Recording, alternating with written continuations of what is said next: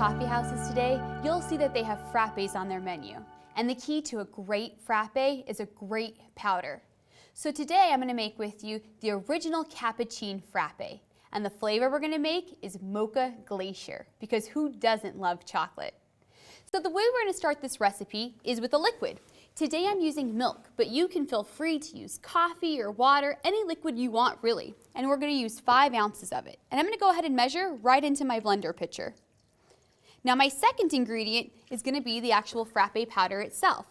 The reason I started with the milk is when we add our frappe powder, we don't want it to stick to the sides of the blenders at all. So we're going to use 2 scoops of our Mocha Glacier. And make sure that you use the scoop that comes along with the product to make sure you're using the right amount. The final ingredient that we're going to add is our ice. Now we're adding our ice last so that we cover our powder so that it doesn't spray up everywhere when we actually begin the blending process. And now that we've got our 3 basic ingredients, we're going to go ahead and blend. Now the blender that I'm using today has some pre-programmed buttons on it, as you're going to see, but you want to blend for about 20 to 30 seconds. Now ice is the biggest variable when making a frappe, so if you find that your frappe comes out too thick, you probably just want to cut down on the amount of ice that you're using. If it comes out too thin, you probably just want to increase the amount of ice you're using. And just start with an ounce or 2 at a time to make small adjustments. But the key is to have a nice, smooth, creamy, luscious frappe. And ours is ready. So I'm just going to take off the lid and pour it right into our cup. And again, you should see it comes out nice and with ease. It looks creamy. We'll just level it out. Now what makes frappes really fun is the toppings. So today I'm going to use some whipped cream. And to help bring out that chocolate note, a few chocolate chips to really just kind of set it off. A straw for the finishing touch. And this drink is ready for your customers.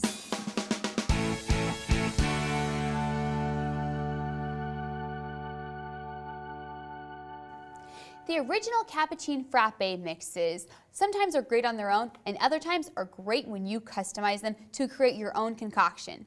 So today I'm going to go ahead and make a vanilla hazelnut latte blended as a frappe using our vanilla express as the base of our drink. And we're going to start with fresh espresso. Anytime you're pulling a shot of espresso, whether it's for a blended drink, an iced drink, or a hot drink, always make sure to follow proper procedure and never forget to always fresh grind your coffee. Now the vanilla express base that we're using today for our vanilla hazelnut latte was really designed to be a base that you can customize. Along with our hazelnut syrup. And then again, I'll fill it to the 5 with our whole milk. Next, we're going to add 2 scoops of our vanilla express mix.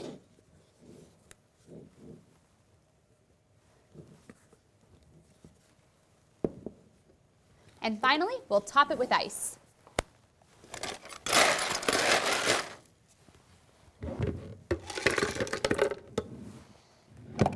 Now we'll blend it all together.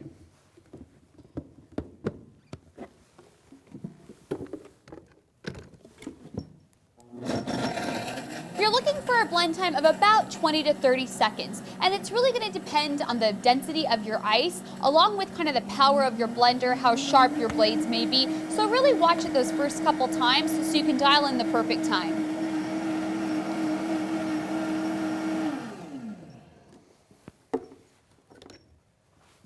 And it looks like our drink is ready. Pour it into our glass, and you can see right there it looks frothy, thick. And we've got just a little room in the cup left for some whipped cream.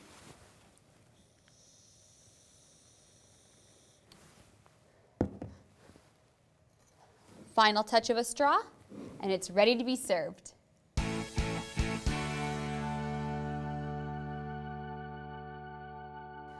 Cappuccine Original Frappe mixes are not just for frappes. You can also use them for smoothies. So today we're going to make a tropical smoothie using the vanilla smoothie mix as our base.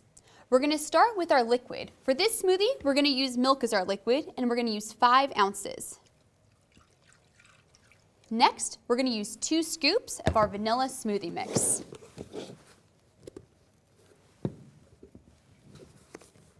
Now, as I said, we're going to make this a tropical smoothie. So I've got a blend of some frozen fruits here, some peaches, some mangoes, and some strawberries. We're going to add that to our blender. And then we're going to add some fresh banana to the blender as well. Really bring us back to the tropics. Our last ingredient is going to be ice. Now, I have cut down a little on my ice because I'm using frozen fruit. So that's going to take the place of some of that. And finally, we'll blend it up.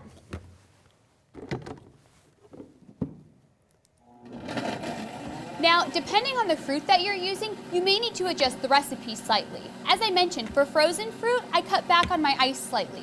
If you were using fresh berries, perhaps, you may want to cut back on your liquid, as fresh berries have a lot of liquid in them that's going to be released during the blending process.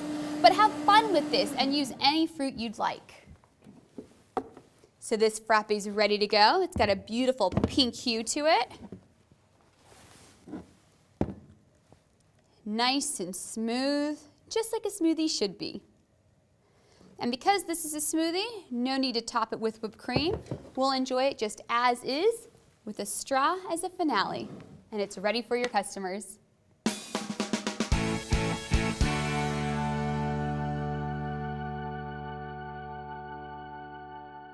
One of the great things about the Cappuccine Original Frappe mixes is how versatile they are and how creative they let you be. So today we're going to make a white chocolate orange smoothie using the white chocolate symphony frappe base. So we're going to start with some orange juice, and we're just going to use 5 ounces of orange juice, substituting the orange juice for our milk in this one. Next, we're going to add our white chocolate symphony mix. We're going to use 2 scoops of it and put it right on top of our orange juice. Our last ingredient that'll go on top is our ice.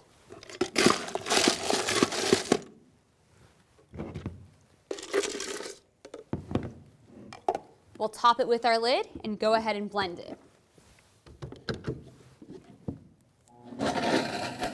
Now, if you wanted to make an adult version of this smoothie, you could always do that by substituting some of the orange juice with your favorite liqueur. That would also be fantastic. Okay, our frappe's ready.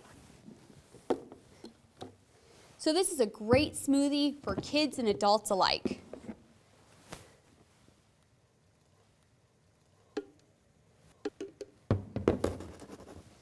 And I like to top it with whipped cream. But if you wanted to keep it a little on the healthy side and more like a smoothie, you could always leave the whipped cream off. Final touch, a straw, and it's ready to serve to your customer.